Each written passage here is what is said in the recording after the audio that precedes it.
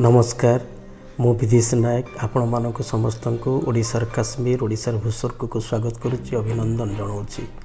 मु आज NH59 अर्थात बालीगुड़ा दारिंगबाड़ी जीवा रास्तार सिमनबाड़ी पाख किरकोटी स्थान में ठिया ही आपण मानक एक कविता शुणाऊँगी।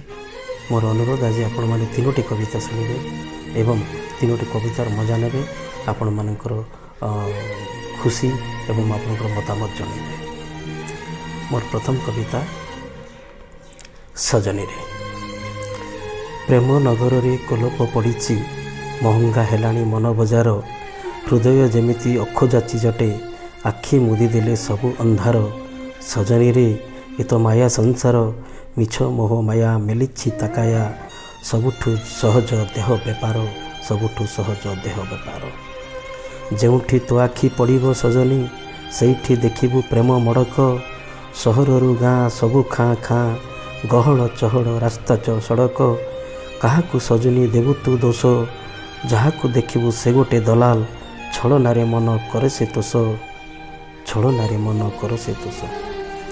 जीवनटा गोटे प्रेमर कविता एठी जीवनटा गोटे प्रेमर बगीचा प्रेम पारिजात फूलर गंध प्रेमिक प्रेमिका ब्रंत ओ पाखुड़ा हृदय बहु थाए मलय मंद हेले एते सब लुचि गलानी हेले एबे सब लुचि गलानी खोला मेला सबू बाहर भीतर प्रेमता अस्तित्व हराइलानी प्रेमता अस्तित्व हराइलानी।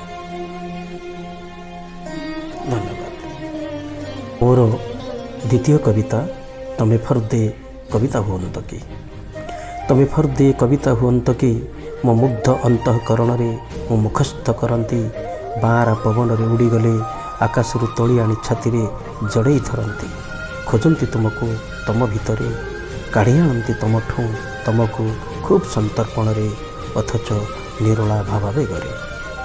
मु जाने कवि हेबा सहज हेली पाठकटे हेबा भारी कष्ट मन थिले आवेग ग्रासिले ए दुहिंक संगम घटिले कविता उतुरी आसे आपणा छाए बतुरा माटी को विदारी जन्म निए कवितार चारा आ पाठकटे ताकू निज मिजाज पसंदर करी रखिबाकू कम सहिबाकू पड़े कष्ट कम करिबाकू पड़े पठनर तपस्या कम भोगिबाकू पड़े काव्यरती कम हजेबाकू पड़े निजकू कविता भितरे आउ कम खोजिबाकू पड़े कविता को निज भितरे एसबू कौन सब पाठक संभव कवितुंड मेंढामुंड ना से तुंड को लगाम ना मुंड को सिरिपा कलम गाराउथुबा सबू धाड़ी जदि कविता हुअंता समुद्रर पानी सबू मिठा मिठा आश्वासन भरी दियंता शुष्क ओठ ओ उदर।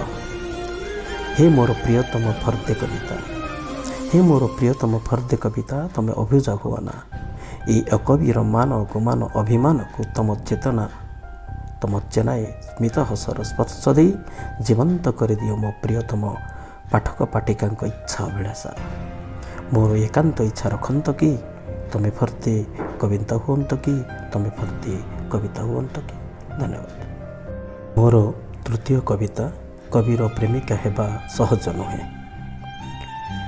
कविता राइजे कवि निजे तो राजा से राइजे आउ सबू ताहार प्रजा राइजता भिन्न एक भूगोल पोथी जेउथिरे लेखा तार जीवन गीति से गीति साउटी जी अमृत पाए कविर हृदय सीए प्रेमिकाटीए जीए ता मन गहने विचरित थाए कविर प्रेमिका हेबा सहज नुहे। कवि जहाँ लेखे ताहा पढ़ित हुए हेली ता मनर कथा पढ़ा रहे से पढ़े जे पढ़े से कवि कहे कवि प्रेम पागल ता लेखा चल चंचल चंचल ता मन एक बन हरिणी हृदय बढ़ंता नई भंगा तरणी जे बुझे से तरणी रे साथित हुए हेले कविर प्रेमिका हेबा सहज नुहे।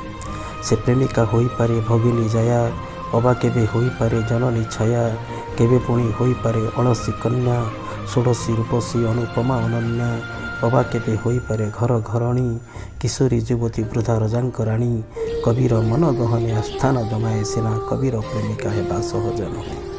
दुख शोक जर्जरित कवि संसार लुह लहुरे रंगीन कविर घर चटाणता सहिबार माटी रे गढ़ा चारिकांथ विद्रुपर कांथरे बेढ़ा ଛାତତା ଭରସାହୀନ ସପନ ଛୁଆଁ ଘନ ଅନ୍ଧାରରେ କିଏ କବିତା ହାତର ଧରେ ସିନା କବିର ପ୍ରେମିକା ହେବା ସହଜ ନୁହେଁ।